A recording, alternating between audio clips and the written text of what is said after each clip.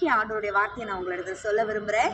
ஏசாயா 41வது அதிகாரம் 15வது வசனம். இதோ போர் அடிக்கிறதற்கு நான் உங்களை புதிதும் கூர்மையுமான பற்களுள்ள எந்திரமாக்குகிறேன். நீ மலைகளை மிதித்து நொறுக்கி குன்றுகளை பதருக்கு ஒப்பாக்கி விடுவாய். ஹல்லேலூயா.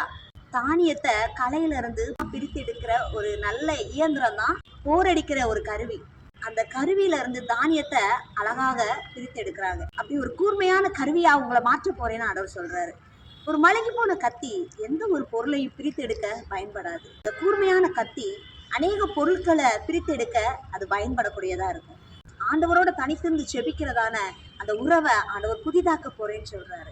இன்னும் அதிகமாக ஆண்டவரோட நெருங்கி அவருடைய சமூகத்துல காத்திருக்கிற அனுபவத்தை கொடுத்து எதிரான மலைகளை போன்ற பெரிய பெரிய பிரச்சனைகளில் ஒன்றும் இல்லாமல் தூசியாக போகிற அளவுக்கு கர்த்தர் உங்களை வல்லமையாக பயன்படுத்த போறேன்னு சொல்றாரு.